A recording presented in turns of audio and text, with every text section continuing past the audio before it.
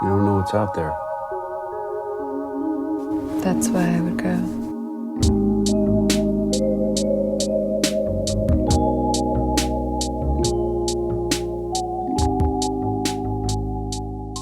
Hi, and welcome back to Wild Dream, where we give you the freshest takes on the latest movies. My name is David. And my name is Daniel. And we're back. We're back From an unplanned hiatus. Unplanned. I wish we had a air horn sound, but no soundboard today either. We'll take that. We'll take that. This is a horn. It's a horn. It is a horn. We'll get into why we don't have a soundboard today, because this is a very special episode in terms of we're doing something we've never done before with this one, and I'm excited to talk about that. But yeah, we've been back, unplanned hiatus, but man, we've lived some life during that time, have we not? I mean, yeah. I got a whole year older. You got a whole year older. And it's irreversible, they're telling me. You had 2 Red Rock shows. 2 of my first and second Red Rock show ever. Yeah. Within 10 days of each other. So that was exciting. That was fun. Yes, I went whitewater river rafting, which is hard to say quickly. So that was very exciting, and had a blast. Adventuring around the mountains. It's just stuff that came up, stuff that happened. And then all of a sudden it's like, oh shit, we don't have time to record. We got all these scheduling conflicts. But we're back. That's the thing, is that we're here. You're welcome. You're welcome. But yeah, life just keeps coming at you. But we did go see a movie. Now, we do have to, talk about why this episode's a little bit different, because I frequently like to lie to you guys on the intro, and I did that today because we're not giving our freshest takes, but we are giving our takes on the latest movies. That's true. But it is interesting how our takes are, and we'll get into that, because we quote unquote just saw 4 days ago. Now let me give a little preface to this. We went to go see this week Eddington. Now this movie is long. It's very long. It is. It's very long. Very long, they're saying. And the show times were awful. Oh yeah. Awful, meaning we could not get a show time where it would be reasonable for us to go to work for 8 hours, go watch this long-ass fucking movie, and then come home and record a podcast for however long. Yeah. So, yeah, and because of other, scheduling things, like we said, Red Rock show and whitewater river rafting and things like that, we would have, under normal circumstances, it would have been fine. We've done this many times where we go and we record after work. We don't prefer to do that, but we do it, from time to time, and then we record the podcast right after. This was just not going to be possible this week. So we're giving unfresh takes. Now, I will say this to preface this, okay? My takes are pretty fresh because I personally have not thought about this movie once since Friday. Which might be a little hint as to how you felt about the movie. Yeah. Me? I'll never tell. Except I literally will here in a minute. Ooh, I'll never tell except in just a second. Except in just a second. I don't watch and tell except every movie I see these days. Who, me? I don't watch and tell except everything I've ever done. I want to give this out real quick, too, before we get into this review for Eddington. We did not do a Superman episode. Mm-hmm. It's been one of the most talked about movies. So I'll give this very quick... very, very quick synopsis, or this very quick review that I have of it, okay? Because I didn't really want to do an Instagram review because I feel like, people don't really watch them, and, it's fine. Yeah. I thought it was pretty good. It was enjoyable to go see. I personally do not like the character Superman. So for that reason, I'm out. I didn't love the movie. I did like some of the other characters. I liked Mr. Terrific. They did a really good job with him. I'm excited to see more of him, and I'm excited to see more James Gunn DC movies. I think that he's going to do a really good job with this IP. I think that, if you like the Guardians and you like what he did with them, you can see the potential for what he's going to do with DC moving forward. I'm excited to see how he incorporates Batman, and if he incorporates, the Robert Pattinson Batman into this universe and things like that. I just personally do not like the character Superman. Therefore, as good as the movie was and as enjoyable as it was, I was like, it's all right. Did you watch, did you see the Suicide Squad reboot thing that James Gunn did? How was that one? The reboot was really good. Nice. I was like, this was way, way better. It was closer to what it should have been. And I was like, this is the most justifiable, immediate reboot I've ever seen. Yeah. So, yeah, I wasn't surprised. I loved Guardians as well. So, yeah, I was not surprised that he did a good job with this. Yeah, with the ensemble superhero movie, yeah. And with the big Superman people that I've talked to, I mean, they were in love. They were in love with this movie. But yeah, I think that Lex Luthor is right. And he's not supposed to be. I think Lex Luthor is right. I think Lex Luthor is you can quote David the on good that. guy. I think he's the good guy, and I wish he would win this story. And if you want more information on that, feel free to join us and stream, and I will be more than happy to go into further detail on why I believe that. Yes. You can catch us on stream on Tuesdays, Thursdays.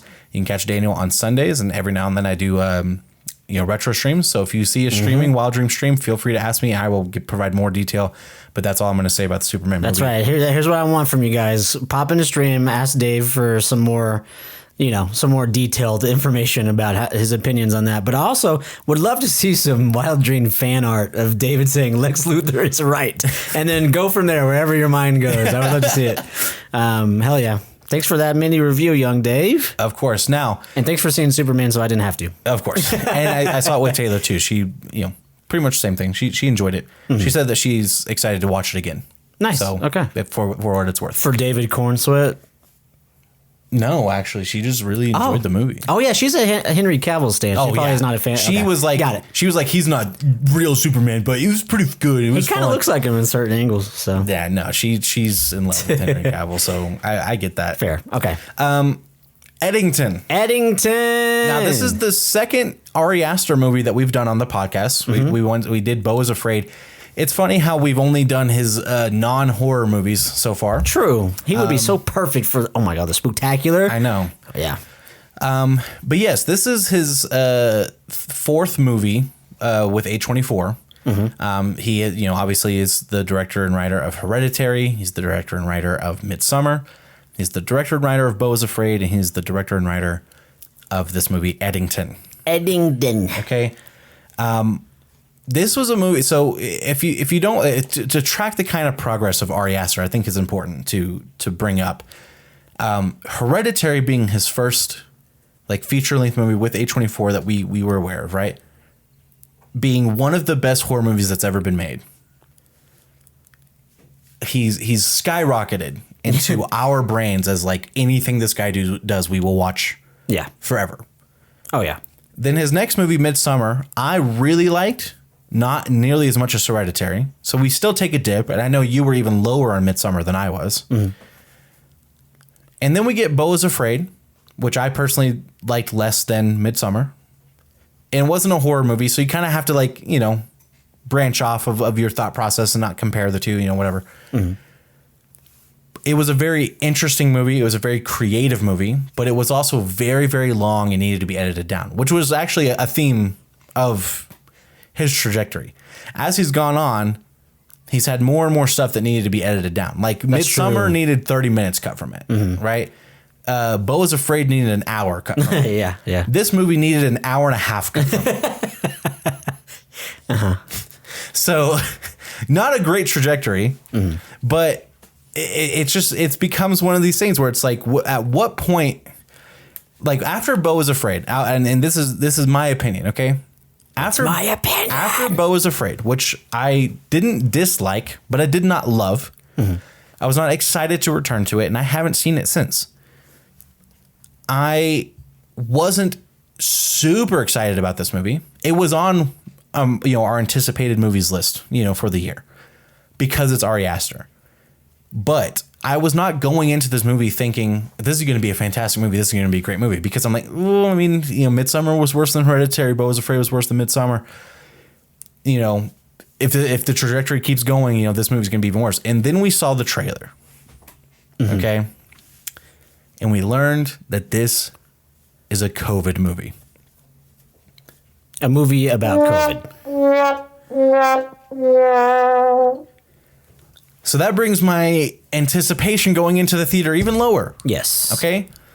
Now with that, like I think that that's important for me to lay out there, right? Because sometimes we go into a movie expecting it to be really good, and then it's not very good and we get really disappointed. So our disappointment's even more enhanced because we thought it was going to be good. Sometimes it's the other way. We expect a movie to be absolutely terrible. It's actually pretty good. And then our, love for the movie is even higher because we thought it was going to be really bad. Mm-hmm.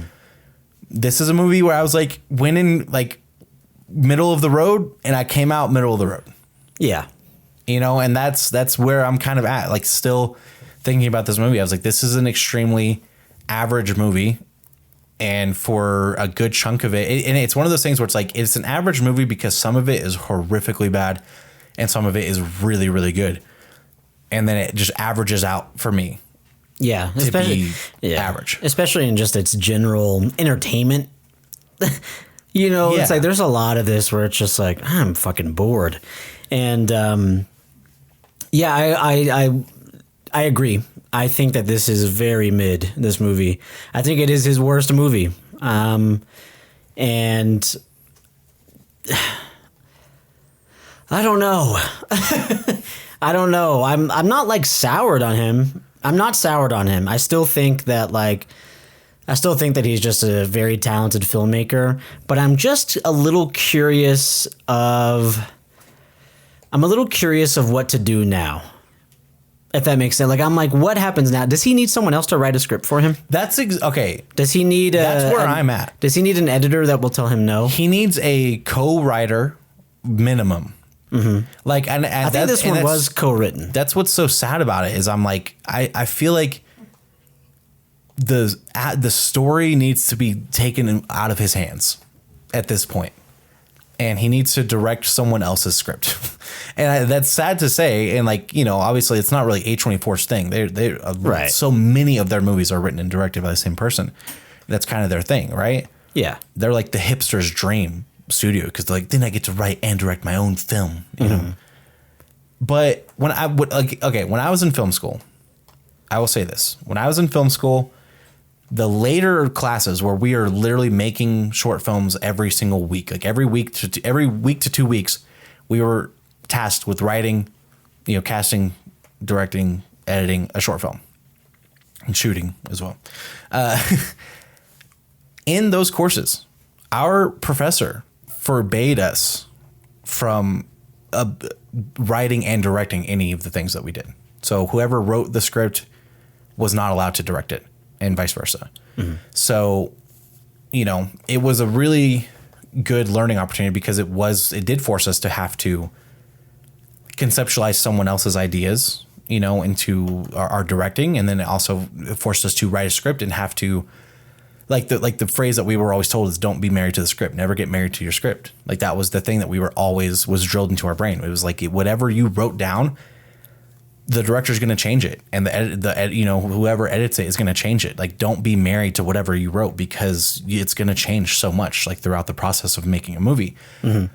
And I just feel like sometimes that's some people need that much control, but some people don't. And I think that this is an example of a movie where I'm like, I mean, so many people should have said no to so many things before this movie got to where it is, and it should have started with A24 saying, no, you cannot make a movie about COVID. Yeah. Yeah. That's where it should have started. Mm-hmm. That's what I'm wondering with it. I'm like, maybe he needs a little bit more no men in his life. Yeah. Or no women. It's just the term is yes, man. That's all I'm saying. But, like, that's what I'm saying. Like, it's like he needs a little bit more constructive criticism, people in his life. And I think that we're not making any definitive statements. We're just kind of workshopping right now. We're just like, you know what I mean? Like we're spitballing here. Just like, is that what it is? Maybe he needs to direct someone else's story, the Fincher way.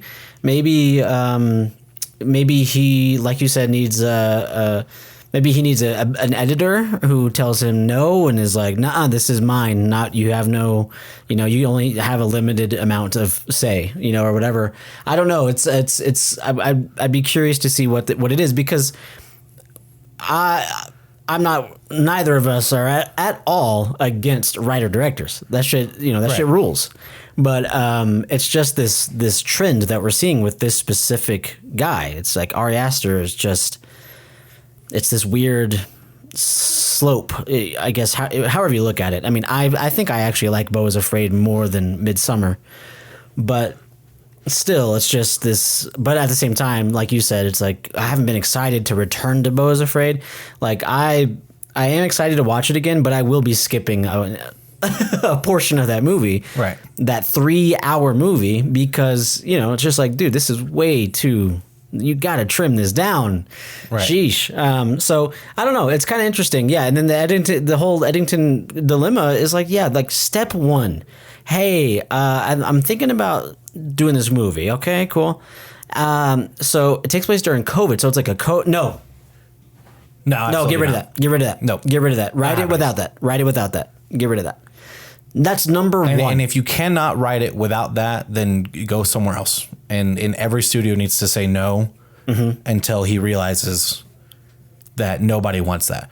I get that if you're A24, and not that A24 is the only studio involved in this movie. You know what I'm saying? There's a lot of people who should have. Yeah, there were a decent amount that actually did not recognize. But if you're A24, who is, for all intents and purposes, a, supplier of film, they distributor. They distribute films out into the world. You are going to give the person who has made you the most money. And that is Ari Aster over the last couple of years, right? Now Alex Garland, that is true.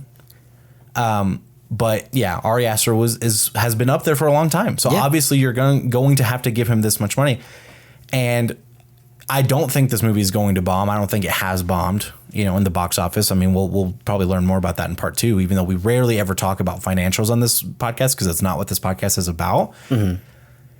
But it is one of those things where it's like, I wish it would, because even though we went to go see it, I wish it would bomb because I don't want anyone to ever make a COVID movie ever again. And that is the biggest thing that is preventing this movie from being good. This movie had potential to be really, really good. This story, sans COVID, could be really, really good. You know, super grounded, very simple, very grounded, very, minimal in its, characters. And it is a very character driven movie. It is a very, and it's a violent movie at times. And like you said, the filmmaking is phenomenal. Of course it is. It's Ari Aster. It is really good filmmaking. It is really good shot composition and color palette and setting and tone. And the performances are all good. Every single actor is good.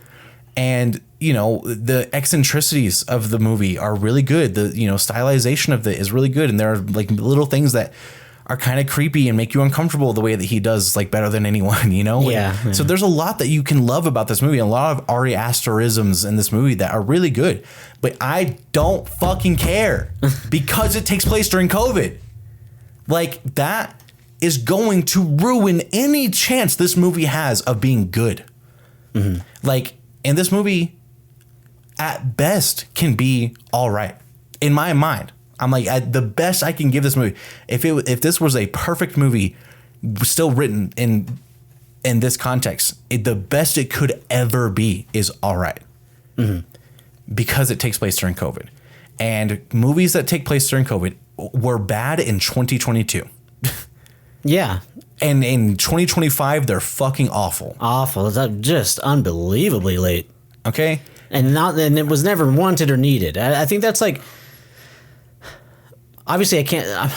Nothing is 100% unanimously decided, but I'm just saying the vast majority of society, I can guarantee, does not want or need a COVID movie, a COVID project, even. Right. 2026 documentary releases about COVID. I'm not watching that shit. I'm not watching it. No one wants it. We lived it. We lived it. We're good. There is, like, you would not be able to get away with a documentary about COVID until the people who were born in 2020 are in their 20s. You've got to wait until fucking 2040 plus for even a documentary to be warranted. Yeah. Not even like good, but warranted. Mm-hmm. And part of that is like, you could go on YouTube right now and find out everything you ever needed to know about COVID. Yeah. It's going to be taught in fucking history classes in high school. Like, we're good. we're good. And right now in 2025 is the worst time because we're far enough removed from it that we don't want any of that, but we're not far enough removed from it to have forgotten anything about it. True. Like, we lived it, man. There's nothing worse that you can do on camera in a fucking fictional story that is going to even come close to the absurdity and the insanity that we lived through. Mm-hmm. It's just not. You're never going to write a character who is a conspiracy theorist, you know, spouting off BS about COVID that is going to compare to the real people in my actual life that were spitting off conspiracy theories and talking about COVID. You're never going to write a character who's anti-mask the way that I dealt with people who were anti-mask at my job that required masks every fucking day. You're never going to write that experience on screen in a way that's going to be anything less than piss me off. And not in the way that's like, oh, well, they did a really good job if it pissed you off. No, I'm pissed off because I'm like, you think this is the equivalent of what I dealt with? Mm-hmm. You think this is what we did? What the fuck does Ari Aster know about what it was like to work in a grocery store during COVID? That's my biggest complaint, because I like that you're getting into this, because you're giving context to, well, this was already going to be a miss because it's a COVID movie. So I think that there might be some people listening who are like, whoa, that just automatically makes it bad. It's like, yes, here's why. Here's why. And you've already talked about, because we're not far enough removed yet, right. Still, you know, so it's like all that stuff. It's this as well. It is this layer. It is, you know, I walked away from this movie going, okay, this movie felt like it was made, you know, written and made by someone who experienced COVID through social media. 1,000%. That's a really, really good way of putting it. Not someone who lived through COVID, you know, in real life. Not someone who, like you said, worked a job during COVID, who was outside all the time during COVID, because they had to be, quite, you know, I was about to say quite frankly. It seems weird to say quite frankly, not in a Trump accent. But are we allowed to say that without doing a Trump impression? So yes. So he doesn't own quite frankly. Well, quite frankly, I think he does. You know, it's like, it felt so tone deaf to me. It felt so just like you said, it's a little, no, you didn't say it was offensive. You said it pissed you off. Yeah. I felt like it was a little offensive. You know what I'm saying? I was just like, dude, okay, this is a Hollywood elite. Like, elite is a hard thing to say for, honestly, any director, damn near. But this is a guy who's really, really well off, and is fine. This is a guy who had already made millions on Hereditary in 2018. Yeah, this guy is a millionaire. He's a Hollywood filmmaker. He makes movies for a living, and I'm supposed to care what his interpretation of COVID was. Right. It's like, yeah, like this guy experienced COVID through his phone. Like, who fucking cares? He was on Twitter. Right. Cool. And I'm like, yeah, let's make a COVID movie about people in New Mexico. I was like, brother, I lived in Dallas, Texas during COVID. Yeah. I could give a fuck how hard it was for people in New Mexico. You don't want to know. You don't want to know what it was like living in the deep South. You know what I'm saying? Whatever. So like, and here's what I said. Like, one of the things I said coming out of the movie, I said, just because your intention was to have a character do or say something that was offensive and pisses people off, and I was offended and got pissed off, that doesn't make the movie good. I'm still offended and pissed off. Yeah. And the other thing about this movie, and this is important for, I think, especially for our listeners, like for the people who come to us and that we know are avid listeners of this podcast, and we kind of know where they land politically, and not that we talk about politics a ton on this podcast, but most people know where we land. Mm-hmm. You know, that we're two libtard cucks. And we moved from Texas to Colorado. You do the math. Texas to Colorado. Okay, you can figure it out. We're young, and we were raised by a single mother. Guess where we are landed. But here's the thing. We know that the majority of our listeners are more on our side than the other. And it is important for them to know that if you go and watch this movie and you are more liberal, you will probably go, I don't really feel comfortable with that movie. I'm not horrifically offended, or like, you know, it felt like it was intentionally pissing me off, but I'm definitely not comfortable with what I felt like the message was trying to be. Mm-hmm. However, if you are very conservative, you will watch this movie and go, hell yeah, fuck yeah, this is right. This is the good message. Glad we're getting this message out there. Mm-hmm. because and when Daniel says this movie was tone deaf, like it was written by someone who experienced COVID through social media, like that is really how I feel. I'm like, Ari, did you know that you were making a red pill movie? Yeah. It felt like you were not intending to make one, but you did. Yeah. Because your brain doesn't have the experiences necessary to have written this movie properly. You wrote this movie with this context, and you wanted it to be about these characters and how these characters interact with other characters, and you want it to be character driven. But because you wrote these characters in this way, in this context, people who experience COVID legitimately are going to watch this movie and go, this is a red pill movie at its core. Because at the end of the day, the good guy that we're rooting for is the guy who doesn't like masks and is conservative leaning, the guy who carries the guns and doesn't like masks. And the bad guys are the people protesting against BLM, and the bad guys are the people asking people to put masks on, and the bad guys are literally they have this is a spoiler too. There's a big spoiler that I'm not even going to bring up, but I'm telling you guys, like, it is a movie that if you are conservative, you will watch this movie thinking this writer director was completely on your side, and you were justified in your feelings about COVID and masks and vaccines and all this shit. Like that's how the movie is portrayed. This is like a red pill boner fucking movie, because it's like almost Jason Statham-esque in terms of conservatives will watch this and go, man, I wish I was that guy. Yeah. I wish I could do that. Yeah, and I think too, like when I mentioned the entertainment value of it, and like, is it even entertaining?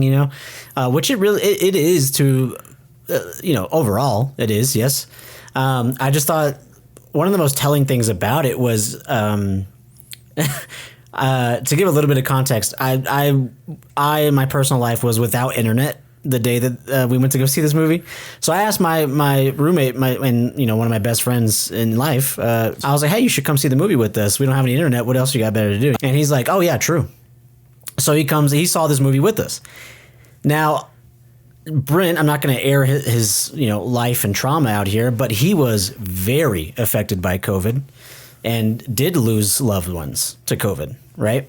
So whenever they started doing all this bullshit, right-leaning kind of narrative, I was like, oh my God, I feel bad for bringing him to this. Like, I wonder if this is going to really piss him off, Right. When we got out of the theater, this was his review. That was a long-ass movie.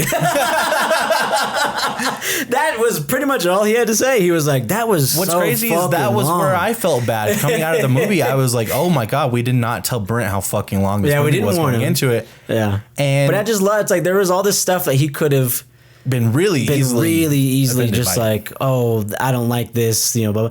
And he was just like, that was a long ass fucking movie. And like, that's the thing is, I'm not trying to be like a, snowflake fucking libtard. I was offended by this movie, whatever. Yeah. I'm like, listen, I'm not personally offended by this movie, but what I am saying is that I don't think most people would be offended, but I will say if you're on the other side, you will be rewarded. Yes, that's where it is. It's going to give you pleasure if you're on the conservative side. It's not necessarily going to offend you if you're more liberal, but if you are conservative, you're going to love this movie. Yeah, you're going to enjoy it a lot. Exactly. So.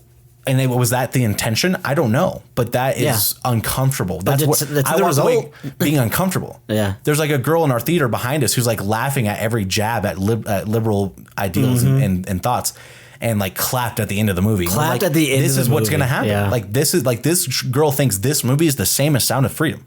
Yeah, So I don't know. Yeah, it's like There's it's not very evenly balanced, and then, like you said, it's not. Are we offended by it? No. Are people in our lives that we know, would they be offended by it? No, they wouldn't give two fucks. But at the same time, at most, well, first and foremost, like you said, it's not about what it does to us. It's about the power and joy that it would give justification. the other side. But also, I think at most, like it could leave a bad taste in your mouth. Yeah. Like it's like that. It's about that much. Yeah. So I don't know. But it is funny. It's like, yeah, there's a couple. Now look, there's multiple times in this movie that I genuinely laughed. Like I was like, oh, this is funny. This was a good joke. This was whatever. But unfortunately, there was a lot of moments of just awkward silence, other than that red pill woman in our theater in the very back. Like it was like, everyone else in the theater was just like, okay, swing and a miss on that joke. Like that was, like it's like less creativity than a fucking meme. Like it's just so bad and like completely wrong and distasteful and almost honestly just kind of confusing of like, who did you think that this person was? What did you think that this group stood for? What did you like? I'm confused about what you thought was happening. Whatever you saw on social media, like you're like, I think Ari Aster would be the mom in this movie. Right. I think he'd just be like, I believe whatever I saw online. It's like, because from the way this movie panned out, I was just like, okay, I don't know. It's really weird. Again, all of this entire conversation about this would be completely absent if it was not a COVID movie. Correct. There you go. Now, let me tell you about some of the mistakes I feel were made from a filmmaking perspective, okay? Yeah. And I'll just kind of run through the list. While all of the acting is good, I do not believe Joaquin Phoenix as a tough guy in any capacity. And in this movie, he's supposed to be like a tough guy, but he does play a sheriff. And I'm just like, how did this guy become sheriff? Yeah. Like, how did he get elected sheriff? This guy is a pussy. And I'm like, and Joaquin is the biggest fucking lib of them all. So I just don't believe, like, even though he did a good job, I think that his performance was great. Performance was good. Yeah. The directing, I think, was off for this character. They should have made him a little bit more stern, a little bit. Maybe Joaquin would have been better suited for a different role throughout this movie and maybe another act. You know what I'm saying? Like, I could see Josh Brolin playing his character better than he did. Yeah. You know what I mean? Emma Stone is one of the best actresses alive right now. I truly do believe this. I think everything she's done in the past couple of years has been phenomenal, and she is absolutely in her bag. She is so unbelievably underutilized in this movie. I think she has like 4 scenes and 5 lines, and that's it. And I think we came out of the theater saying anyone could have played her role. Yes, which you hate to say about it, Emma Stone character. I know. She's a very pedestrian role. She's a very NPC role. And her storyline, if her storyline was removed from this movie in its entirety, it wouldn't affect the rest of the story almost at all. Let me tell y'all something. I literally just had this epiphany. Okay. I have given a project on this podcast. I've given a project that was about a man who was very in love with his wife, played by Emma Stone, who did not love him back, and they lived in New Mexico. I gave that a 9 out of 10. I gave that project a 9 out of 10. It's the highest I've ever rated anything on this podcast. And this movie is, there's an element of it that is about a man who loves his wife, played by Emma Stone, who does not love him back. Then they live in New Mexico. I just realized that. That's so funny. Anyways, and it's not near as good, but whatever. Right. Another thing that I felt was done poorly was the pacing of the movie. Obviously, it's very, very long. And I think that the first hour and a half are extremely boring. This movie is like, it has first and second act problems, but the third act is really good. And like, I feel like if they had started this movie at the third act and then gone from there, they actually still would have had about an hour and a half of a fucking movie left. They would have had a whole ass movie. That's true. So because it takes so long to get there. Exactly. Because it takes so long to get there. And that part is just so boring. Austin Butler's character is very eccentric and odd and weird, but he's not on screen enough to actually affect the story.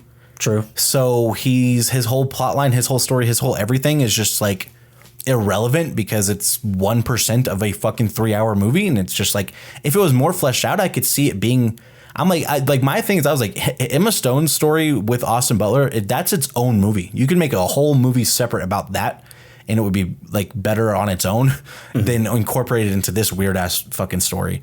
Some things that I really, one last thing, filmmaking wise, was not, the music is wallpaper, which is very disappointing because this composer has done some phenomenal scores in the past. So for the music in this movie to not really be interesting or compelling throughout the majority of the movie, very disappointing, especially because the setting is so bland already. Like some really good music could have elevated the story a lot. Some things I really liked. I did love Pedro Pascal's performance. I thought he was really good. Obviously, he's in fucking everything. And I'm not saying he doesn't deserve to be in everything. I know it's like frustrating because he's in everything, but he's not a bad actor. Like that's the thing. I agree. I'm at the same thing with Timothée Chalamet. I actually like him as an actor, but I'm also like, dude, I got a little fatigue at this point. It's like I got some fatigue, but he is good. I get it. But he's good. I get why if he comes into an audition, you give him a role. Yeah, I get it. Pedro is very good, and I think he's probably my favorite performance in this movie. Mm-hmm. I think he was the best. Like he was the most believable as a real person in a movie that is supposed to be very grounded. Mm-hmm. There's a character who plays a homeless man in this movie, and I think that the writing and performance of his character was so phenomenal. Yep. I thought the way that everything he says is so good. The way he says everything, the way he act, it was so. I was like, "There's no way they found this guy other than on the street." Like I swear to God, they just filmed. Could you tell who it was? By the way, no. I was thinking it from the moment he was on screen. I was like, because I only know he's in a lot of stuff, but I know him as one person and one person only, and it's one of the vegan cops in Scott Pilgrim. Oh, really? Milk and eggs, bitch. He's the guy who says milk and eggs, bitch. Bro. Okay, I didn't recognize him. I did, but that's why I was just like so stoked to see, because I totally agree. He was so good as this very, like you said, it's just so well crafted, this character. It's just from top to bottom is so well crafted, and it feels so real, like an actual, you know what I'm saying, like a person. Yeah. I think that the majority of the teenagers feel and act like teenagers, especially the ones who are supposed to be like newly woke, you know, and the way that they talk and speak is very, like at times it is making fun of, and at times they deserve to be making fun of in a certain, capacity. But, regardless, the way that they talk and the way they interact with each other, I thought was really good. And yeah, I mean, the filmmaking in general, the shot compositions, like I said, the, color palette was really good. The setting was really good. And, I think that when the movie becomes a lot more serious, I think the way they handled that tonal shift was really good too. Same. Like there is legitimately a sequence of this movie that's pretty long. So it takes, I mean, again, it's a freaking long ass movie. So a really lengthy sequence that is just a straight up action movie. And it was like, oh my God. And it's a sequence that a lot of women would say hurts. I think it hurt. It's too long. They prefer sequences. Too lengthy. Shorter sequences, yeah. But yeah, I was like, oh my God, dude, Ari Aster could absolutely make an action movie. Like this was badass, and just like so filmed so cool. Like, and I saw a lot of just like video game inspiration there. But yeah, it was really cool. So yeah, there is a lot that works for this movie at the same time. But that's what you're saying is like it averages out to mid. Yeah. The best it could be is if everything was perfect in this movie. And a lot of it nearly was. Acting wise, it nearly was. And, shot composition wise, it nearly was. Like it felt like a small town in New Mexico. Mm-hmm. But I don't care because it's a COVID movie. But yeah, I think that it's time to get into some spoiler talk. Is there anything else you want to say before we get into it? No, yeah, I think that's pretty. That's one of our more chunky, spoiler-free talks. But that's because there's just so much to. There's a lot to preface. Yeah, to preface exactly. Which you can still get pregnant from preface. Yes. Okay, but I'm ready. Let's do it.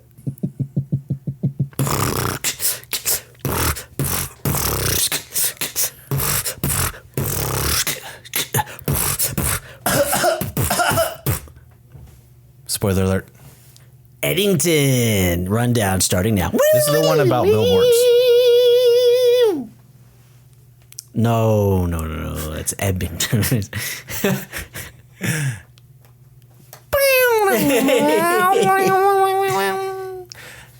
So this movie takes place at end of May 2020 in a small town called Eddington, New Mexico. This movie opens up on the homeless man walking into town.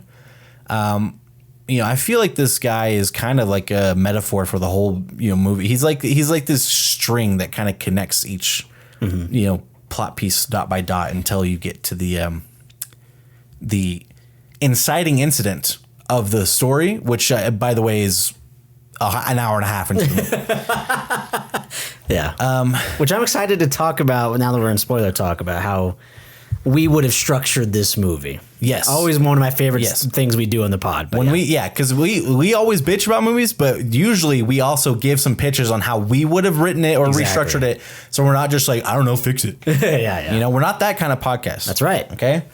So we give constructive criticism and we are always available for consultation. Yes. Thank you. WildDreamPod@gmail.com. All right. This movie starts off with the homeless man entering this town. And he, like I said, he's the connecting dot across all these different plot lines. So just know, as we talk about these different things, this guy is just in these scenes. Just in the background, yelling and screaming absurdities. And he is every tweaker you've ever seen on the street. Yeah, fully schizophrenic. 100% accurate to what you have seen. If you live in a big city or any city in Colorado, you have seen this person on the street. Okay? Oh, yeah. And Austin was really I saw 50 people like this in Austin every street. It was crazy. But yeah, he's just yelling obscenities and talking to himself all the time. And he's very dirty and torn up clothes and all this stuff. This movie opens up with some cops from Pasadena coming by Joe Cross, who's the sheriff of Eddington, and telling him to put his mask on while he's in his car. And he's like, I don't want to. And they're like, you have to. He's like, I don't want to. And then they make him do it. Okay. Yeah. Okay is the right reaction. Yep. The next plot point, I guess this is kind of important, but, Joe Cross ends up having to take the homeless guy out of Ted Garcia's bar. Ted Garcia is the mayor of the town. Now, Ted Garcia is a liberal mayor of this town who was, in agreement with the governor's policies to shut things down during COVID. Mm-hmm. Joe Cross is like, I don't agree with these policies. I don't want to have to wear a mask. And if you're going to ask me to come inside this bar to get this homeless guy out, well, then how come I have to wear a mask while I do it? Whatever. So they butt heads immediately. That's the conflict of this story. Okay. Joe Cross is like, I don't want to wear a mask and I don't want to be in lockdown. I don't want to be COVID. So when we say this is a COVID movie, the main thing of this movie is Joe Cross versus Ted Garcia. And Joe Cross doesn't want mask, and Ted Garcia wants mask. And Joe Cross and Ted Garcia get into it when he goes to the grocery store. See, at the beginning, when Joe Cross first gets there, the grocery store employees are not allowing an elderly gentleman to come into the store without wearing a mask because he says, well, I can't wear a mask. I find it hard to breathe. And Joe Cross is like, yeah, he shouldn't have to wear a mask, whatever. So he goes into the grocery store and him and Ted get into it, right? And someone's filming it. And, Ted Garcia calls him out for this. And, he gives him the spiel about, what it's like to have, the benefits of the mask and how it reduces contraction and blah, blah, blah. And he gives him, this very, very rehearsed spiel about it, right? Mm-hmm. And Ted Garcia is this guy. Ted Garcia is a seasoned politician. Oh, yeah. He is everything he says is rehearsed. He is the face of this town. He is the person who walks the walk and talks the talk. And, he is, and he's he's a little bit of endearing of a character, but I like kind of what they did too about because I just hate all politicians in general personally. Yeah. So the fact that he's one way in front of the people and then an asshole in his private life, I like that part of his character. But when he confronts Joe Cross and they're in public together, he is very politician. He is straight up. And this is Pedro Pascal's character. And he is so good at this fucking fake polite shtick, right? So they get into it and Joe Cross is like, you know what? Fuck you. He goes on to social media. He says, I'm running for mayor because fuck mask and, this, that, and the other. So then this becomes the movie for the next hour. It is Ted Garcia is like, we want mask and this is what we're going to do. And Joe Cross is trying to run for mayor. And he's trying to make Ted Garcia look bad. And he's spouting off a bunch of stuff about him on a microphone while he's driving around town. And he's trying to get people not to like him and to and to, bring them over to his side. While this is going on, at the same time, the youth in the town is starting to get more aware of the BLM protests that are going around. So they're kind of anti-police at this point, right? Now, at the police station, there are only 3 people that work there. There's Joe Cross, who's the sheriff. There's Michael, who is a black deputy. And then there's a guy named Guy, and he's a white deputy. Now, the white deputy is like, I'm not racist. I have a black friend. And it's his coworker, right? That's this guy's character, right? Mm-hmm. And Joe Cross is like, I like Michael. I mean, his father worked here before me. He was the one he was my sheriff when I was a deputy, So he's like a legacy police officer. And he is also a bad guy because he is like a grown man who has had a somewhat of a relationship with a teenage girl. And I know that they try and say, like, I'm pretty sure she's 18, but it's very weird and uncomfortable, right? Mm-hmm. And secretive. And this girl that he's having this relationship with is like the #1 voice for, political activism in this town. And her and this white kid that is crushing on her help organize a bunch of protests. So then things start to become more complicated, right? Because now Joe Cross is like, I want everyone to vote for me, but also now the whole town is protesting against police officers and I have to be the one to tell them not to. And people are coming in from other towns to protest in this town. Now they're rioting and they're breaking stuff. And this is kind of where it starts to become like, okay, we get it. The bad guys are the people coming into the town to, protest with BLM, and they're breaking all the windows and they're tearing up the town and they're, yelling at cops and assaulting people and blah, blah, blah. And it just becomes very much like, these are dumb, stupid, white libtard kids who just don't know what they're talking about. And the police in this town are actually good guys who are just trying to do their jobs. I'm like, okay, sure, man. As the slander campaign continues and it's not going well, Joe Cross confronts Ted Garcia again after he's accused him of being a sexual predator. Here's the entire plot line of Joe Cross and his wife, okay? They are very distant from each other, and it is clear that she was a victim of sexual abuse at some point. She dated Ted Garcia for one date when she was 16 years old, and Joe believes that she was sexually assaulted by Ted Garcia, but it's very clear that she was sexually abused by her father, and she has not told anybody this, and she definitely won't because her mom will not believe her. Mm-hmm. And her mom is like, her dad was a great guy and he was a fantastic whatever. And Joe looks up to her dad because he used to be a cop and blah, blah. So she has completely repressed the side of her. She meets a guy who is, helps people, rehabilitate after, sexual abuse in Austin Butler, and she runs away. Okay. Because this is what he believes, he tells the whole internet that Ted Garcia sexually assaulted my wife. He's a predator. And then she goes on social media and says, that is not true. And my husband is a liar. So then everyone's really, really against Joe. So he's completely, so not only is it half the town is protesting against police, and then the other half of the town is like, well, you just lied about this guy being a predator, and he's not. He shows up to a fundraiser event, confronts Ted. Ted slaps him across the face, and he just walks away like a bitch. And then the movie really starts. Yes. This is the rundown, guys. This is the rundown. Mm-hmm. This is as short as I can make. This is an hour and a half is what I've done so far. An hour and a half. And then we've got another hour and a half to go. Hour and a half, title card, Eddington. This is where the movie... Oh, love the title card in this movie, by the way. It was the road sign. I thought that was a really cool effect. Anyways. Yeah. So this is where the movie kind of really gets going. Joe is down on his luck and he just doesn't know what to do.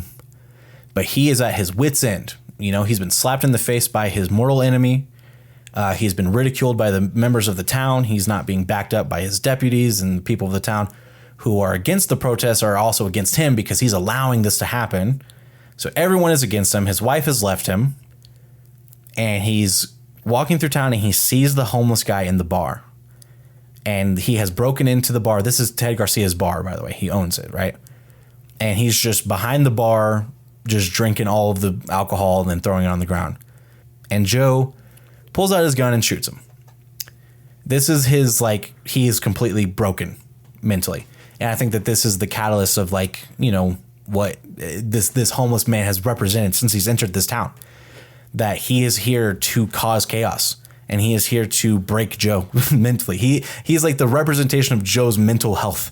And as he, once he gets completely broken is when this character dies. And the sequence of him disposing of this body was really good. It was shot really well. There was a really good jump cut, or, whatever. And then he goes and kills Ted Garcia and Ted Garcia's son. And Ted Garcia's son is also kind of a part of the teen protest thing. Yeah. But he's also really antagonizes Joe throughout the whole movie. Yeah. He actually is just an asshole in general because his character sucks. He kisses the teen girl that his best friend has been crushing on the entire movie, and he takes a picture of himself kissing her and sends it to his friend. Yeah. I'm like, you're a fucking asshole. You're just like, outside of this, everything else, you're just a bad friend. Dude, this character was a piece of shit. I hated this character. He's also just like, what about my oppression? I'm Hispanic, but he's the richest kid in town. Yeah, he lives in like a mansion. And then like when one of the white kids is like, well, there's different types of privilege. There's also, there's race and class. And they're like, what the fuck are you talking about? You sound stupid. Yeah. He's like, yeah, you're right. You're right. Being white is bad. And I'm like, man, this is where conservatives will watch this movie and go, yeah, they just say white is bad. Yeah. Fuck these guys. I'm like, well, they're dumb teens. They don't know any better. Mm-hmm. Anyways, point is that he gets killed along with Ted Garcia. And Joe tries to make it look like this is the people who are doing the BLM protests because he spray paints on his wall, no justice, no peace, And but the Pasadena police get involved in this investigation. Joe is freaking out now because he's like, not only is he freaking out about this, but while this is going on, he's like 99% sure that after he was in a confrontation with this homeless man who's been coughing throughout town, that he has COVID now and he's asthmatic. So he's like, this is really bad. If he gets COVID, it's going to be really, really bad for him. So as this movie progresses, not only are things getting more and more stressful for Joe and becoming more chaotic for him, he's also developing worse and worse symptoms of COVID, to the point where he can hardly breathe. So this is how it lays out. He tries to pin it on the BLM protest. They kind of are not buying it. The Pasadena police are involved. And then he takes something from Ted's house and plants it on Michael's vehicle because Michael owned had a firearm checked out that's the same caliber as the weapon that was used to kill Ted. And so he tries to pin it on the black cop in town, which is kind of fucked up. Michael doesn't know what's going on. And while all of this is happening, again, sorry about this. This is just a red pill movie. Antifa, which is an actual organized terrorist organization in this movie, is flying into Eddington because after Ted was killed, the sheriff went on national television and said people in Eddington like guns. And if you try that in our small town, we're going to shoot you. So Antifa is coming to town, and Antifa shows up and they start doing a bunch of shit. They kidnap Michael and they blow him up along with Guy, and they actually blow up Ted too a little bit. And like he gets hit by these explosives. They burn a huge thing in the field that says no peace is what it says. And they come into town and with all their guns and they're shooting up the town and they're trying to kill Joe, and Joe has to go and hide in a gun store. He comes out with bigger, better guns. He shoots up all these Antifa terrorists, kills them all. And right when he is about to die because he's gotten shot by them so many times, the white kid who had been protesting with this whole group because he was trying to get with this girl who he ends up not getting with, picks up a gun and kills the last Antifa terrorist in order to save Joe Cross. And then the end of the movie reveals that kid has now gone on to have a great political career in the right-wing conservative aspect, a very Kyle Rittenhouse-esque. Yeah. Kyle Rittenhouse to a T, yeah. And Joe Cross is now the mayor of the town, but he is completely disabled because he got stabbed in the brain. And the person who's actually making all the decisions is his mother-in-law, who was a crazy conspiracy theorist person. QAnon chick. So yeah. The conservatives win. They won. They are in control of the town. They've saved the town from the Antifa terrorists, and the kid who was ridiculed and bullied by the libs and told that he wasn't worth anything because he's white is now successful because he picked up a gun and killed a terrorist. That is the message of this movie. That is what happens. Mm-hmm. Of course, Joe Cross doesn't win because he can't even take a shit by himself anymore. Yeah. Oh, by the way, his wife left him. And hey, we got to mention it. Joaquin Phoenix hangs dong in this movie. Joaquin Phoenix hangs dong, and I do mean hangs. He's got a big dick. Not what you would expect from a vegan, but Yeah, way too big in my opinion. I mean, that would hurt. I mean, it would hurt. Honestly, a lot of women would say it's too big. Yeah, shout out to Joaquin. Joaquin hangs dong, and you could tell that this was not scripted. Ari was like, I really don't want to keep this in, and Joaquin was like, if this is not in, I'm out. My character would do this. Yeah.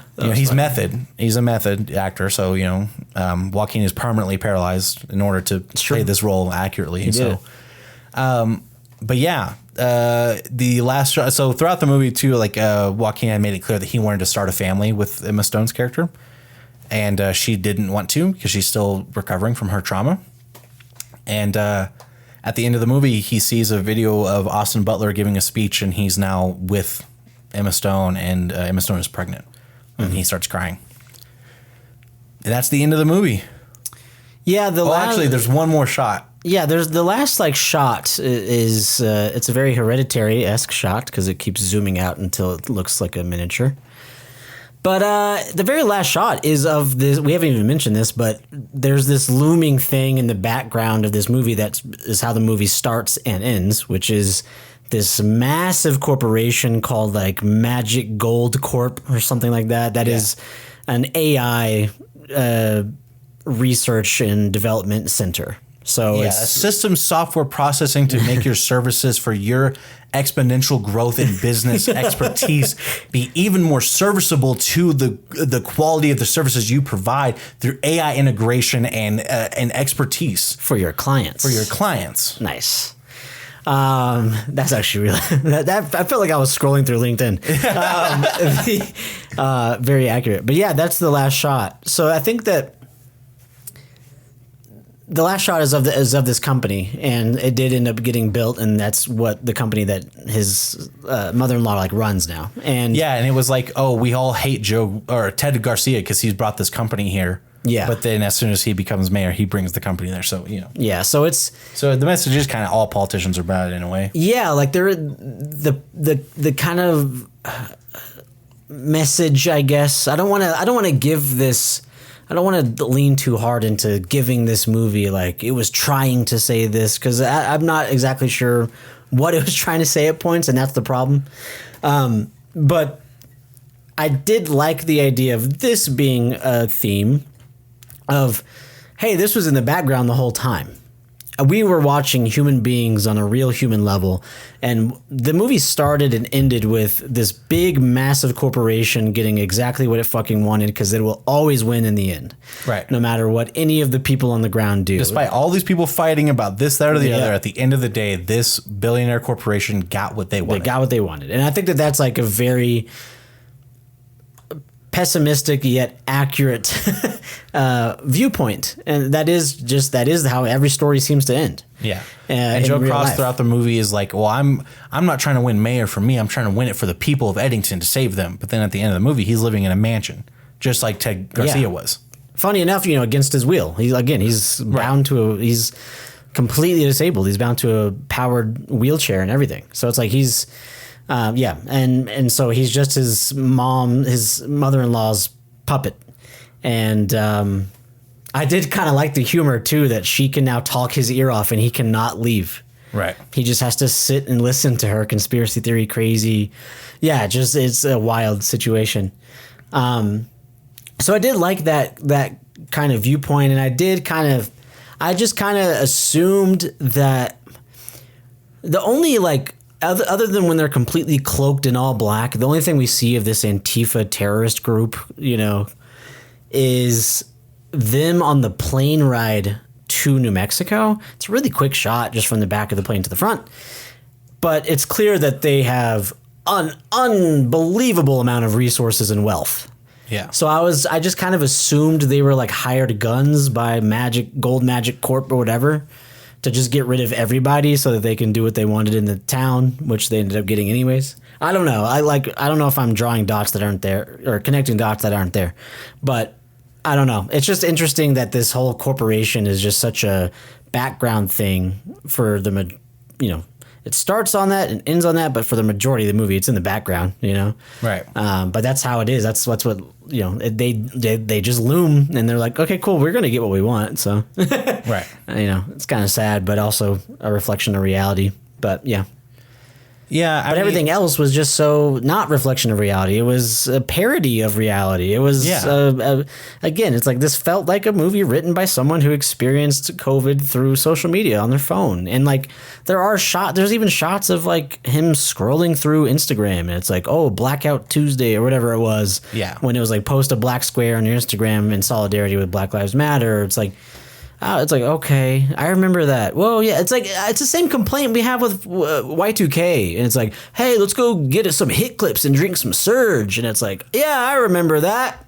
Yeah, it's like, okay, can we do something here? Is it supposed to be funny? Is it supposed to be controversial? Is it like just a reference? It's just a reference, man. Yeah. Okay. But yeah, and again, it's just like it's such a tone deaf movie. Like I think that was a really good way of putting it. It's just like it's so much of it. I'm just like, man, like you really.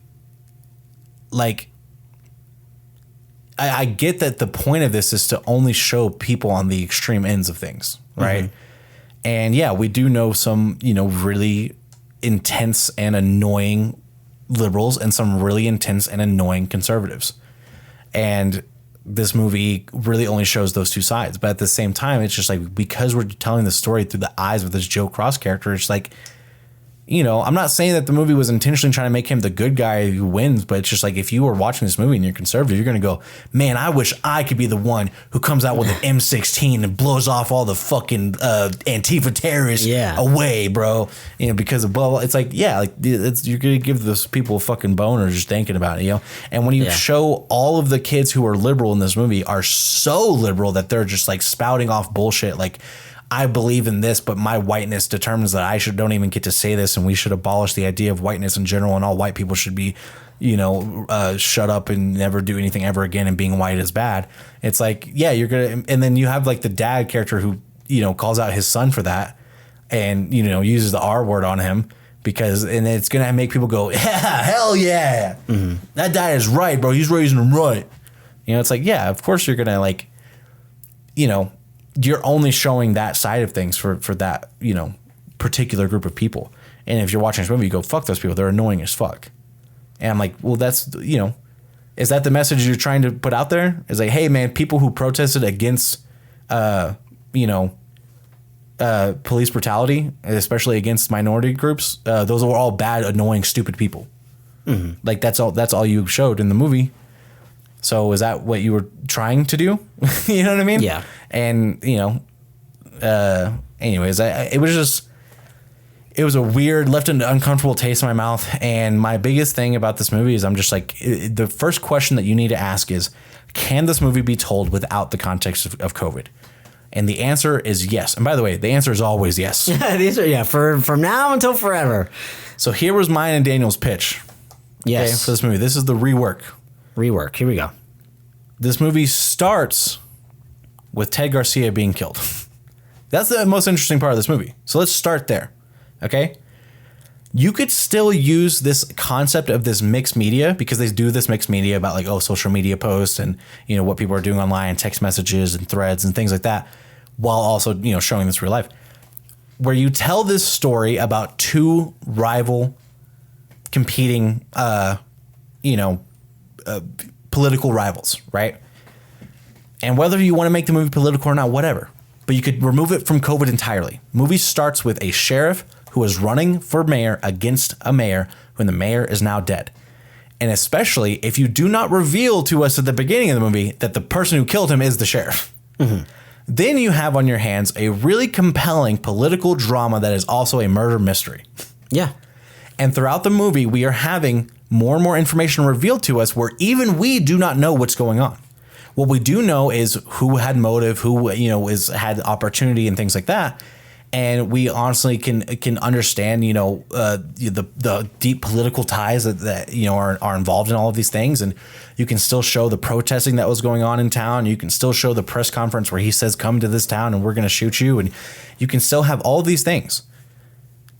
And then when you have this reveal at the end of the movie, where Joe Cross reveals that he killed Ted Garcia to his mother-in-law as he's running from the Antifa people, and he runs into the house and she's like, I think the people who killed Ted are here. And he goes, I killed Ted. And then he just like walks away and closes the curtains. And she's like, wait, what? And it's just this really like thrown away line, but it was really good. And I think Daniel brought up this point. He said, if you give that line and we didn't know, it would have been really good. Yeah. Like that would have been like, whoa, you just gave away the biggest thing, like as a throwaway line.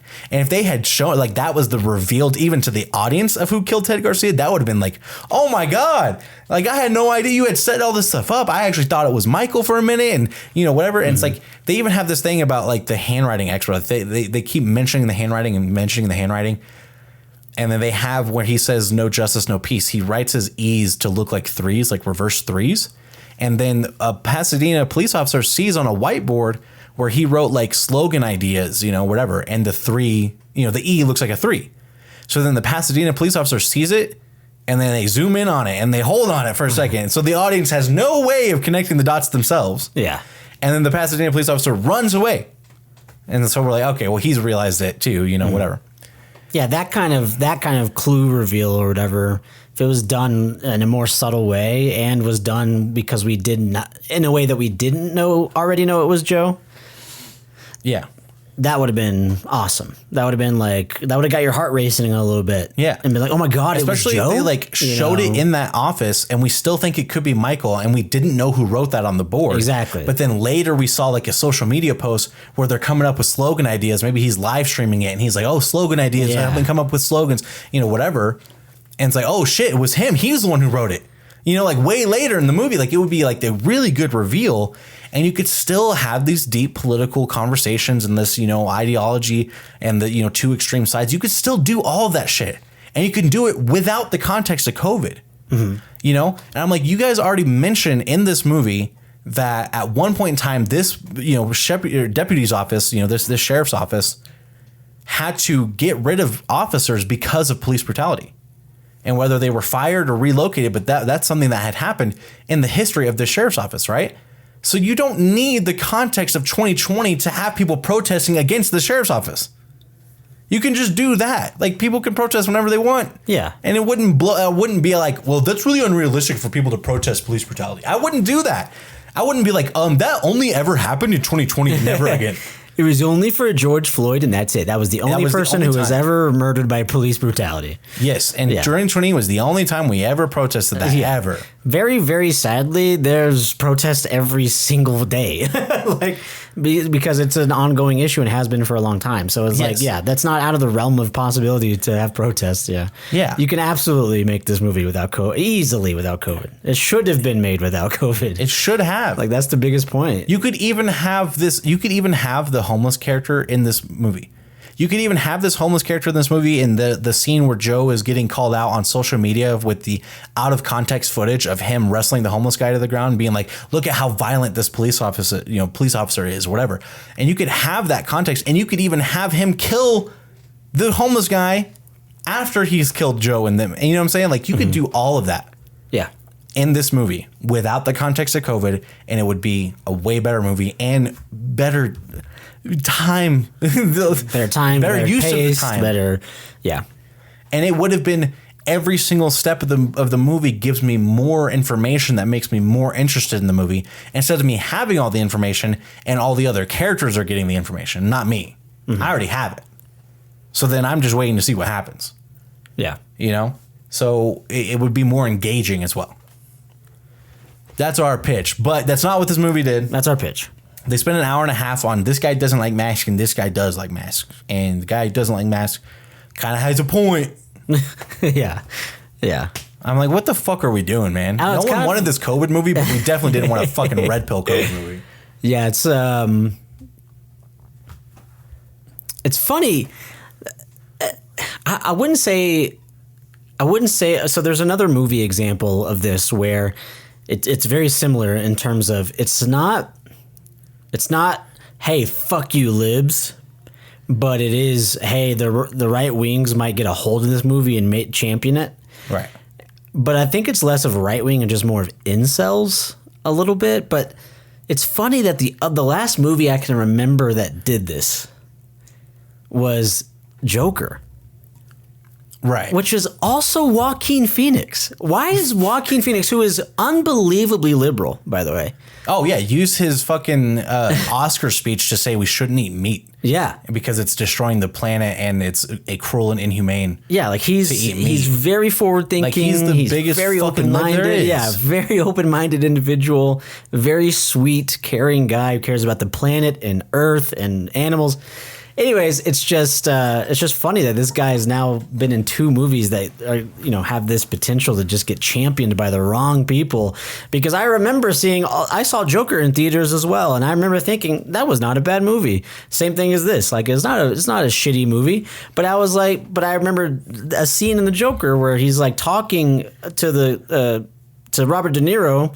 And the whole time, I remember it took me so out of the movie because I was like, this just sounds like the director fucking ranting and venting about his own thoughts on, like, I shouldn't have been canceled. It's like, dude, what the fuck? Why are you making the Joker, this clown character, like, be your soapbox and be your voice for this? Like, what? Go back to the movie. Like, I hated that scene so much. And how much of that movie was just like, he wouldn't have been bad if that girl just liked him. Yeah, it's he was if you see, like, he imagined this, like, relationship where he was a really good boyfriend. If she didn't like that jerk, then she would have been in a good relationship with this guy. Girls never like nice guys. Girls never like nice guys, yeah. Girls never like nice, ugly fucking guys. That's always my thing, too. I'm like, man, I don't know. I understand my league. I wish other people did, too. But Can't relate. But, yeah, it's just that whole thing. It's like, this is going to get championed by the wrong people, and maybe it is even more so on our minds because we had someone, a live person in our theater championing the movie as we watched it. Yeah. For the wrong reasons, that it was like, oh my God, this is kind of scary. It was really uncomfortable. Like I said, like our theater was fucking packed. Yeah. I bought seats that specifically had one gap between us and another party, and a guy just bought that seat. And I was like, first of all, fucking how dare you? So there were so many people in this theater, and I remember when the movie, like we said, a bunch of like really lame, half-assed, confusing attempts at a punchline, making fun of liberals. Like the chick in the back was just like, yeah. Like that, and it was like, all right, cringe. But it's like extra cringe because if it was the whole crowd, I would at least have a feeling of like, oh, this is kind of weird and scary. I would, they would make more sense than this awkward. But at the same time, we're in Colorado, so there's only one of those in the theater. If we were in Texas, it might have been flipped. That's very true. It's very flipped. Yeah. So it was just one person, and then like we said earlier, like at the end of the movie, she stood up and started clapping. Yeah. Like they would do at Cannes Film Festival, but it was not because the movie was so good. No, it was. That's right. The conservatives won. Get a gun and shoot them all, motherfucker. So, try that in a small town. Yeah, it was just so weird. It's like we got an experience of a live championing of this movie for the wrong reasons. So yeah. It just left a sour taste in my mouth, and the length was offensive. Really, it was like, dude, that movie felt as long as Beau is Afraid, and when we came out of the theater, it was just like, God, like, however you want to feel about Beau is Afraid, you know what I'm saying? Like, I know I was higher on it than you. Is like, dude, like, it was really daring and it was creative, and what you said is it was original. It was original. Yeah. It was like, so even if someone hated that movie, they'd have to admit that it was original and new and different and so it's and ballsy even. Yeah. And I would even say this about Beau is Afraid. If Beau is Afraid was a miniseries, it would have been better. I would if you take like that whole section that I fell asleep to, and that was a bottle episode of a miniseries, it would have been really, really good. It would have been talked about as like one of the best episodes of this series. You're very right on that. But they didn't do that. It was a movie, so like the expectations are different. But you may like you think of like Maniac and like how they had those bottle episodes of this weird stuff, or even The Curse and how they did like if they had done something like that with this extreme absurdism with Beau is Afraid, it would have been really good. True. This movie could not have been made better in any way other than removing COVID. Yeah, removing COVID and editing it down, and then you'd have such a grounded, like, really a Western. It's really a Western, but just a modern. And then, like, it's like a non-comedic version of The Campaign. Like, that's really yeah, like that would have been so cool. Like this, that's the first thing I said to Dana coming out of the theater too. I'll say I'm finna mail Ari a fucking copy of The Campaign so he can see how it's really done. Which I disagree with because I know. Yeah, it was a joke because that movie's terrible. Movie sucks. Anyways, but that's Eddington. That's Eddington. My least favorite part of this movie, pretty easy. COVID. Remove that. Yeah. Remove that from this movie and any movie that will ever be made again until 2040. And it better be a documentary. And it better be made by a fucking educational, entity for educational purposes and not for entertainment because it will never be entertaining. COVID will never be entertaining. Sorry. It's just not. My favorite part of this movie is Ted Garcia's campaign video. It was we didn't mention the most entertaining part of the movie. They briefly mentioned that Ted Garcia's wife is not in the picture anymore. And then they hard cut to a political ad that starts off with Pedro Pascal going, 4 years ago, my wife abandoned me and my child. With no warning whatsoever, she got up and packed up all her boxes and left us forever. And I felt like I needed a community to stand by in my time of need. And I was just like, what the fuck is this movie? Yeah, and it's like black and white footage. It's of black like and white. Him like rubbing reenactment of her leaving. Yeah, he's like consoling his son. He's like, hey man, it's okay. Yeah, it's so funny. It was so funny. It was just such a funny hard cut to 4 years ago. My wife abandoned me and my child. It was awesome. Yeah, it was just it was so good, and it was one of the actual like funny parts of the movie. I was like, yeah, this is like I could see this in a fucking I think you should leave sketch, like it was really good. But that was my favorite part of the movie. Daniel, do you have any thoughts on a favorite part of this movie? Maybe a least favorite part of this movie? I sure do. My least favorite part of the movie is the same as you. It should be clear by now to everyone listening that the whole COVID inclusion was a very, very big mistake. It was a very big mistake. And I think my favorite part of the movie, I have to say that my favorite part of the movie is the moment that he kills Ted Garcia and then onward, because that sequence, actually, I guess it's the moment that he kills the homeless person and onward, because that's when shit got real and I actually attached to it emotionally. I was really sad to see that character gunned down. And then became very intense. So that whole sequence of him disposing the body was just so well shot and added so much tension to the movie. The entire sequence of Ted getting killed was very, very intense, and it added so much of that to the movie. And then you have this cool murder mystery, and then you have that awesome action sequence with the camera going side to side, and like you experience the paranoia and fear that he's experiencing. So it's like it's just like on top of this, like he runs out of his inhaler, so he's experiencing he has these COVID symptoms. So as like things are getting more and more intense in the movie, the main character is also not able to breathe, and he like throughout the rest of this whole sequence, it was done really well. And he's like as he's freaking out, even like trying to do this investigation of Ted Garcia, he has COVID symptoms, and we can all see it. Like he's having a fever. He's like he can't taste or smell anything. Like they show that. Like it's like, oh, he has COVID 100%. He never looks at the results, but we know. So that was done really well. Yeah, there's just so much good shit after that. The tonal shift. Yeah. That's what I meant by that tonal shift of just going from like this. Bickering back and forth, and I'm better than you, and blah blah blah. Mask. Straight up, just complete mental break.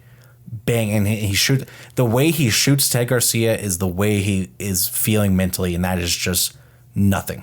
It is just there's a hole in his chest. Yeah, and that is how Joe Cross is feeling at that time. It's just he just completely snaps. Yeah, it was cool. So if that was the whole movie, what I'm saying, this would get a lot higher of a score, but unfortunately it wasn't. So with that being said, I personally am going to give this a 5 out of 10. It is mid. It is right in the middle. It is, unfortunately, my least favorite Ari Aster movie. I think. I really need to rewatch Midsummer. I was very low on it for similar reasons of like how long it was and stuff like that. I really do need to rewatch that before I just say that definitively. But as of right now, I'm pretty sure this is his worst movie. I'll say it's his worst movie, even if I don't like Midsommar as much. You know, I think this is his worst movie. Yeah. I'm a little bit lower on this movie. I mean, you know, I've said this a million times on this pod. I think that the script is the foundation of a movie. If it's not good, it doesn't matter what else you do. The movie's not going to be good. I'm giving this one a 3 out of 10. And part of that, what goes into that is I will never return to this movie. I will never go and I will never, like, I agree with Beau is Afraid. I want to watch Beau is Afraid again. Yeah. I don't ever want to watch this movie again. And I don't ever want to watch any COVID movie ever again. Fair. And if not, if this was not Ari Aster, there's a 0% chance we see this movie. If we saw a trailer for a movie that was like a political drama, potentially action movie set in 2020 of COVID, and it was not Ari Aster, I don't think that we even go to this theater. What if it was Yorgos? Yeah, I think we do. Yeah. And I think we have the same complaint. Yeah, no, there's a short... But Yorgos wouldn't do that. But I see what you're saying, though. I see what you're saying. It's like... Yeah, there's only one reason we saw it is because we liked the director and just, you know, he gets the benefit of the doubt or whatever the term is. So yeah, you're definitely right. We would not have seen this if it was just anyone, you know, else is almost. So yeah. Well, that's Eddington. All right, so we're gonna take a moment to go into part 2. We're gonna do a traditional part 2. We're gonna look up to see if there's anything interesting trivia wise online and see what other people are saying about the movie, and we will be right back.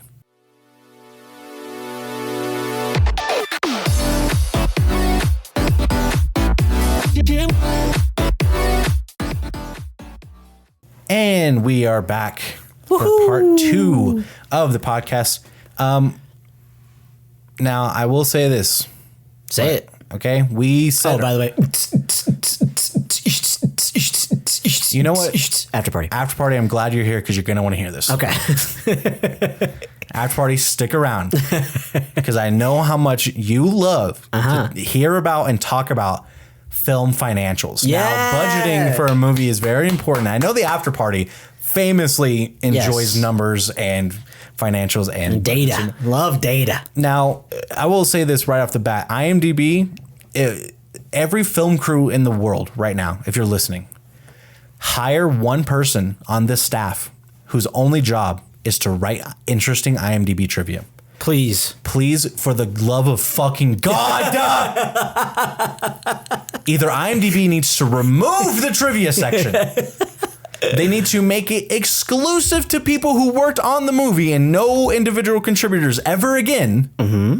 Or 3, every film crew needs to have a person who does trivia for the movie. A trivia guy. Okay? And I say this because the last 5 movies I've read the trivia, it's this actor and this actor were in the same movie before this movie. This director and this actor have worked together previously. That's not trivia. That's not trivia. That's not what that section was ever for in the past. Like, go read the like Fight Club trivia is like some of the best examples of like IMDb trivia. You know, the Green Knight trivia raised the score from a 3 to a 4 for me. Fun fact. Min had a similar thing. I was like, oh yeah, we'll raise the score. Yeah, that's true. It's IMDb has fallen off, man. You know, you told me that when we were just looking, you said that it was so rough, and you were giving some examples of quote unquote trivia, and I was like, oh god. You know what they didn't mention, and not that this is the greatest trivia either, but I'm just saying, I did notice that the voice of the YouTube conspiracy shit that the mother-in-law is always listening to, or the wife actually listens to it. I believe. No, it's the mom. They're both conspiracy theorists in their own way. Yes. They both like cults. But the mom is always listening to this like YouTube / radio podcast shit, conspiracy shit. That's Ari Aster's voice. Yeah. I recognized it pretty immediately. I mean, you could have added that even. That's better than Joaquin Phoenix was also in another Ari Aster movie called Beau is Afraid. Yeah. Anyways. But we did mention earlier in this movie, so we don't really talk about financials, but one of the important things in context of this movie is when Ari Aster becomes the biggest and most successful A24 director of all time, he gets to have this certain status of whatever you want, you get it, right? And that's why he was the first director to be allowed to have the longest runtime in A24 history with Beau is Afraid. Now, of course, he gets surpassed a few years later, but still, it's like, okay, when you are this good, you get anything you want and then some, okay? A24 knows you're our cash cow. You are the one who makes our movies good.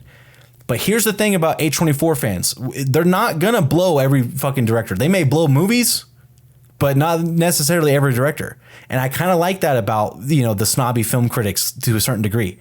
Is you and Daniel and I are people who we love certain works by certain people, and we will always go see whatever that person makes. But we're also not the kind of people who will just default this movie was good because this person made it, right? And I think that that's good for this context because when I say, okay, well, Ari Aster needs to be put in check. He needs the studio to say no, first and foremost, for this movie. They need to say no COVID. Then he needs to be given a writing partner, which I know we'd mentioned earlier in the podcast that we thought that maybe there was a writing partner on this one. There was not. Yeah, I got it confused with the score. The score was two people. So in my head, that was like written by Ari Aster and blah, blah, blah. That's my fault. I was getting that confused with the score was made by two people. Anyway. Yes. And, sometimes he edits his own movies too, which we thought that was the case going into this one. Come to find out that wasn't true. He didn't edit this one. So he needs more checks in place, right?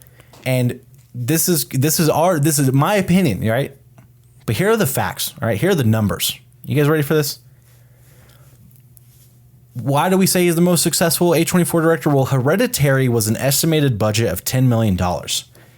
To date, that movie has made $87 million. So that is an unbelievable profit for A24, okay? And then he comes out with Midsommar, okay? Midsommar is a movie with a $9 million budget, estimated $9 million budget. To date has made $48 million. So another huge profit. Massive. Now, it's, about nearly half of what Hereditary made. So we're like, okay, movie's a little bit longer. Maybe, people who love horror movies don't really love long horror movies over an hour and a half. But, even Daniel, he makes this point that horror movie fans will go see any horror movie. Okay, that is true. Straight up, yeah. Very loyal fan base. But if you're Ari Aster and you have made unbelievable profit on your first two movies with A24, and you say, hey, A24, I want two things. One, I want a massive budget. I want a $35 million budget, and I want to be given a stupid 2 hour and 59 minute runtime. Longest runtime in A24 history, biggest budget to date. To go make not a horror movie, not the type of movie I've made all your money making, to make an abstract, surreal drama. And they say, okay, here's $35 million. You go make Beau is Afraid. That movie to date has made $12 million. So that is a massive loss. Now, does it compensate for the loss of the profit that he's made for them in the past? Not necessarily. But here's Eddington, a movie about COVID. Okay? And again, this is your cash cow. This is Ari Aster. This is your guy, right? This is your, the face of A24 directing. Okay? This movie was an estimated $25 million budget. Okay? The runtime is 2 hours and 28 minutes. So it's not, wasn't 3 hours, but 2.5 hours. It's really long for an A24 movie. Opening weekend, we're sitting at $4.2 million. And for those of you who don't know, opening weekend is where you expect to make the majority of your money. If you haven't at least broken even after opening weekend, it's not looking good for your movie. And this isn't even close to breaking even. This isn't even half of breaking even. It's not even 1/5 of breaking. That's easy math. So it's not even 1/5 of breaking even. So no, I don't anticipate this movie, especially now that the reviews are going to be coming out and everyone's going to be, oh, that's Eddington movie. What's that about? They're going to Google it and they're going to go COVID movie. And they're going to go, no, fuck that. Yeah. And again, this is not a horror movie. This is a COVID movie, an action Western thriller COVID movie. So, what are we doing?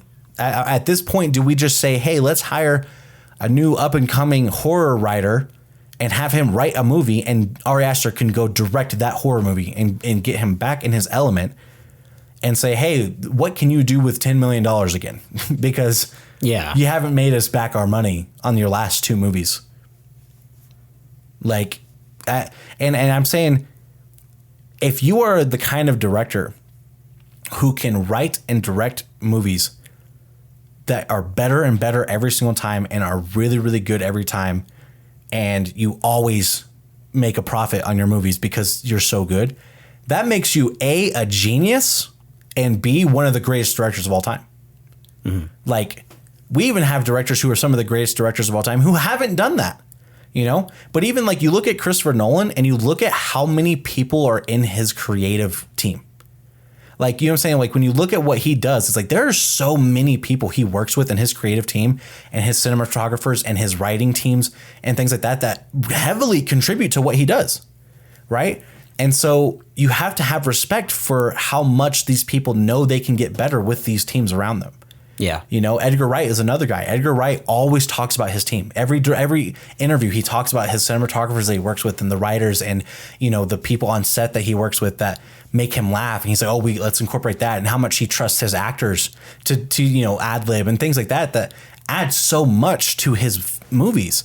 And it's like, well, those guys are geniuses partially because they take so much from other people and they allow so much creative influence into their movies and films. Like, unless you are literally fucking Quentin Tarantino, who is, you know, both a writer, director, but also very strict on this is what I want and only this thing, you know, then, or if you're Stanley Kubrick, you know, same thing for him. I only want this thing. Well, then those guys are fucking god tier elites, you know, of filmmaking. I don't think Ari Aster is that. I'm sorry, but I'm 2 out of 4 movies have told me you need more help making these movies, and maybe you need to be working with a writer, and maybe you need to be given the reins pulled back from what, you know, A24 has given you so far. Go do whatever you want. You're going to need some more influence on whatever you do next. Yeah, and I want to say, too, it's like I don't want it to seem like we're advocating for the idea of, like, if your movie didn't make a lot of money, it's bad. That's not what we're saying.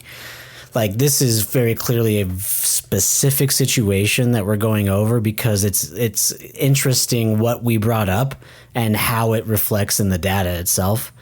And, oh, yeah, it's like maybe we need more of this and less of that and more of this, and it's kind of reflecting in that data. And I think it reminds me of, like... that's part of the reason we never talk about budget stuff. Same, yeah, exactly. And because we know it's probably not like, oh, I hope they talk about the budget, you know. It's really only contextually for this. And the whole, like, I think that as we talk about it, he's, you know, he's like a punk rock artist who then was given a synthesizer that cost $5 million and a studio to make very high quality, overproduced pop bullshit. And it's like, dude, remember those 2 albums he put out when he started that were fucking punk rock, and now he's making this bullshit pop? And yeah, it's more expensive, but what does that mean? Go back to your dude. Go make us another fucking punk record, man. Make it sound like shit. You know what I'm saying? Like, that's what we liked. You know what I'm saying? It was cheap. It was easy. You know, I don't want to say easy, but it was like it was cheap, and it was for the love of the game. You know, it's like so. It's like there's yeah. I'd be curious if that's where A24 goes with him. If they're like, hey, man, I like your theory on that. Or not to say that it was a full on theory, but like, what if they just say, hey, man, your next thing has to be a horror movie, and we're gonna give you a $10 million budget. And like, know? Okay, yeah, like for context, Megan 2, like M3 2, also had a $25 million budget. They made $10 million on opening weekend, so about $5 million more than this movie, and they are currently at $37 million worldwide. So they have made more money worldwide than Beau is Afraid did, but that's part of why we don't talk about that, because we also know that movie, A, was sold in China, right? We already know this. And B, we know that movie is a horror movie with a ton of promotion. Yeah. Right? This movie had almost no promotion and is not a horror movie. True. So there are a lot of factors that go into whether or not a movie makes money, and it being good or not is not one of those things 99.999% of the time. Right. The only reason I bring up the budget, partially because the IMDb trivia sucked, was because my specific thing was saying I think A24 needed to say no. Yes. And I'm trying to give the context from their perspective. They should be thinking about this movie didn't make money. but his horror movies did. So like if they thought about it from that context, they could probably conceptualize, hey, maybe we take our biggest horror director and have him make a horror movie again. Yeah. That's all I'm saying. No, I totally see that. Yeah. Well, I got lucky. I saw all kinds of stuff in the Reddit thread. I'm excited, and I'm excited to bring some of it to attention. To mention now, I wanted to mention this one just because it gives an insight into the type of person we are not, and the type of person that our theater was not, including actually the red pill chick that was in there, because someone just said the picture of the kid with Marjorie Taylor Greene was fucking hilarious. His entire arc was my favorite part of the movie. It's not really an arc. It's really just like a flat line and then a sudden drop. It's more of a right angle than an arc. Yeah. And someone did also say, I did not expect the Kyle Rittenhouse story arc for that character. But I just wanted to bring this, I wanted to mention this comment because someone said that was fucking hilarious. No one moved a muscle in our theater during that picture.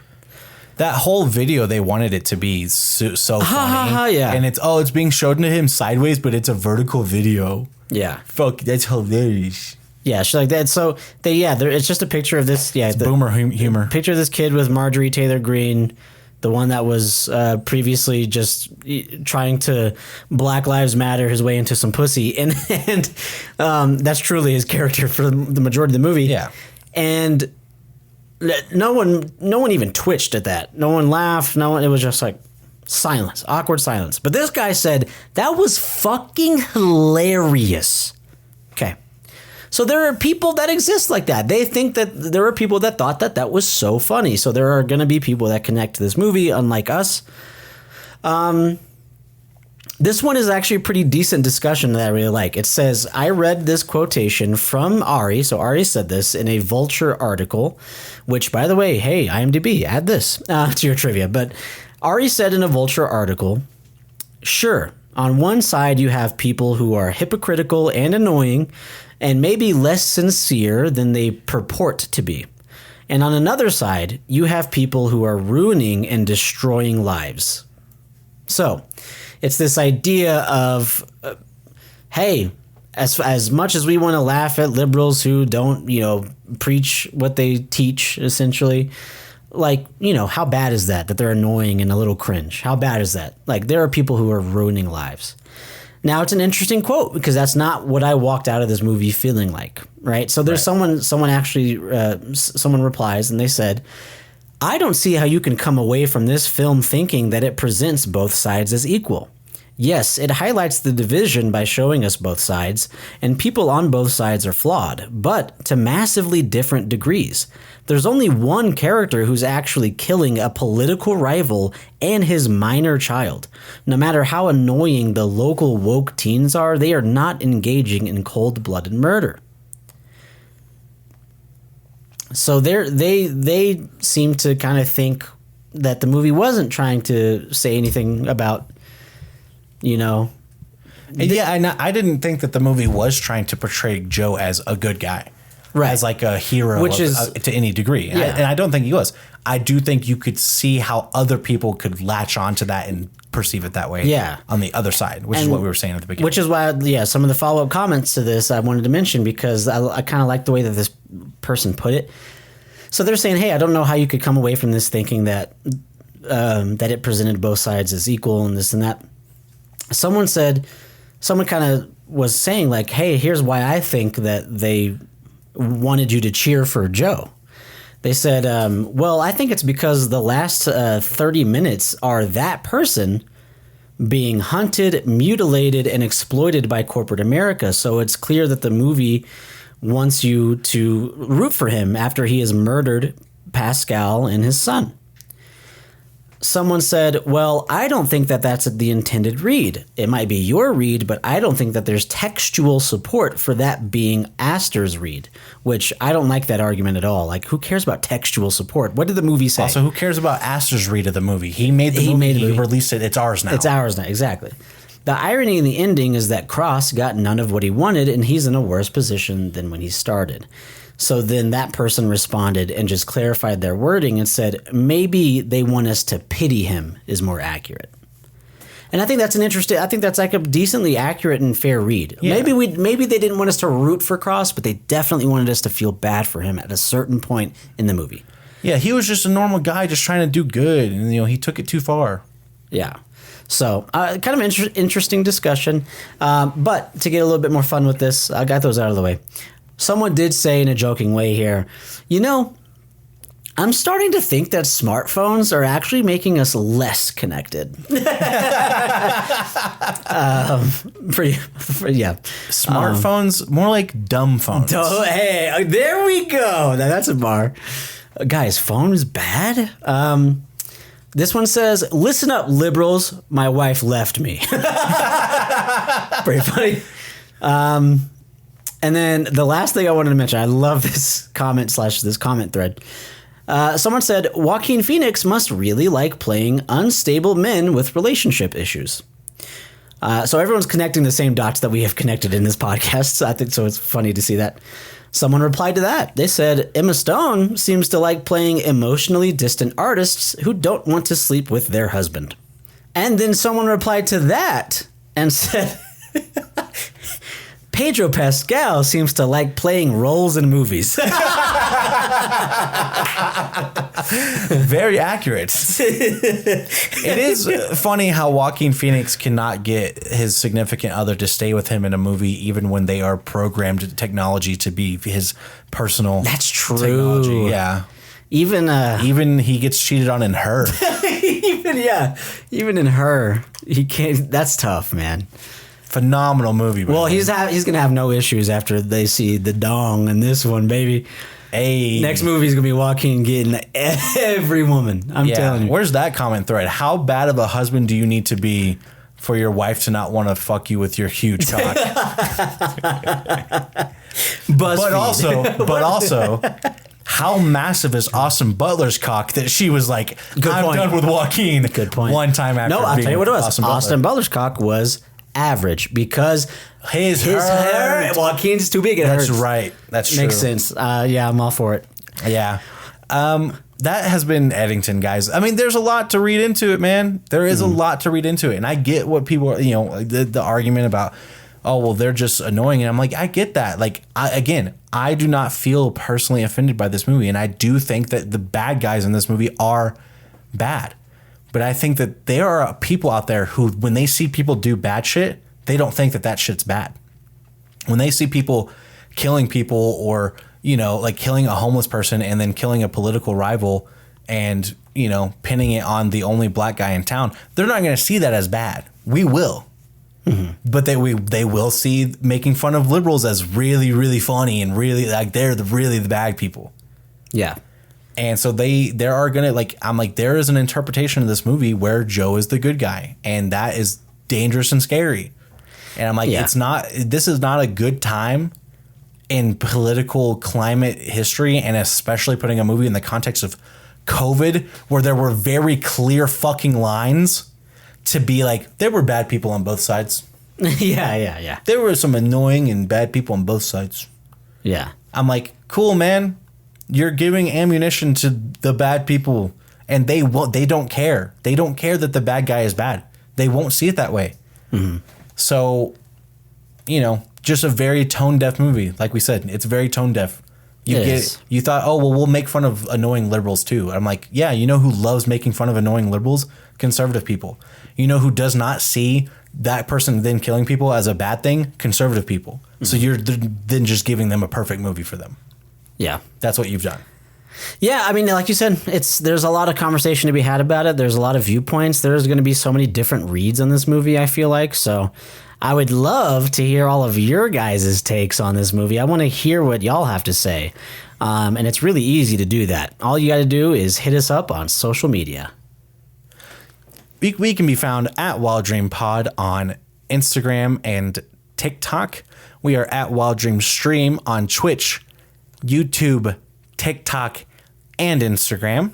Mm-hmm. We are streaming all the time. Come check us out if you want to know why Lex Luthor is the good guy.